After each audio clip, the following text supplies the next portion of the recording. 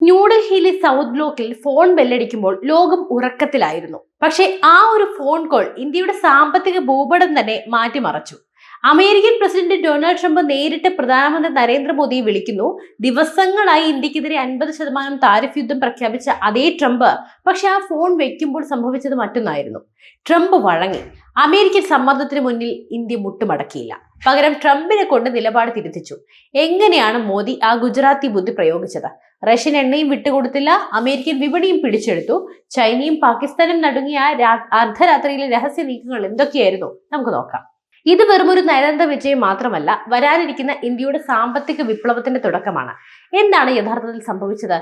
Trump അധികാരം ഏറ്റപ്പോൾ മുതൽ മുഴക്കിയ ഭീഷണി അമേരിക്ക ഫസ്റ്റ് എന്നതായിരുന്നു. ഇന്ത്യയിൽ നിന്നുള്ള ഉൽപ്പന്നങ്ങൾക്ക് 50% നികുതി ചുമത്തി ഇന്ത്യൻ സമ്പദ് വ്യവസ്ഥയെ ശ്വാസം മുട്ടിക്കാൻ അമേരിക്ക പ്ലാൻ ചെയ്തു. പ്രധാനമായും 2 ലക്ഷ്യങ്ങളാണ് അവർക്കുണ്ടായിരുന്നത്. റഷ്യയിൽ നിന്നും ഇന്ത്യ വാങ്ങുന്ന കുറഞ്ഞ വിലയിലുള്ള എണ്ണ തടയുക, അമേരിക്കൻ കമ്പനികൾക്ക് ഇന്ത്യയിൽ സർവാധിപത്യം നൽകുക. എന്നാൽ മോദി സർക്കാർ അവിടെയാണ് കളി മാറ്റിയത്. ട്രംപ് ഭീഷണിപ്പെടുത്തിയപ്പോൾ ഇന്ത്യ തിരിഞ്ഞു നടന്നത് യൂറോപ്യൻ യൂണിയനിലേക്കാണ്.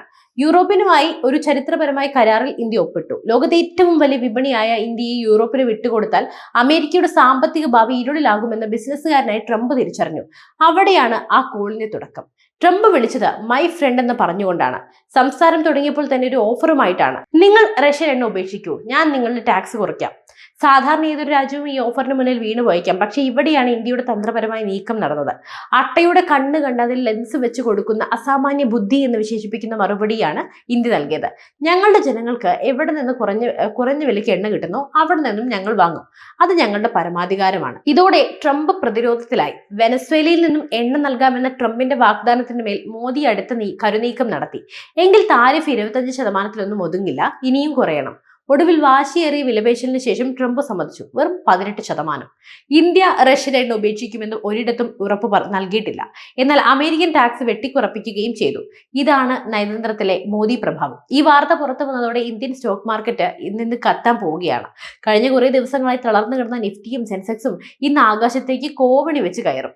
വിദേശ നിക്ഷേപകർ ഇന്ത്യയിലേക്ക് പണം ഒഴുക്കാൻ ക്യൂ നിൽക്കുന്നു. IT, ഫാർമ, ടെക്സ്റ്റൈൽ മേഖലയിലുള്ള ഇന്ത്യൻ കമ്പനികളുടെ മൂല്യം കുതിച്ചുയരും. വിപണിയിൽ ഇന്ന് നിക്ഷേപകർക്ക് ആറാട്ടാണ്. ഈ 18% താരിഫ് കുറയുന്നത് ഇന്ത്യയുടെ തലവര മാറ്റും. ചൈനയും ബംഗ്ലാദേശും അടക്കി വാണ അമേരിക്കൻ വസ്ത്ര വിപണി ഇനി തിരുപ്പൂരിലെത്തും. ഗുജറാത്തിലെയും നെയ്ത്തുകാർ കീഴടക്കും.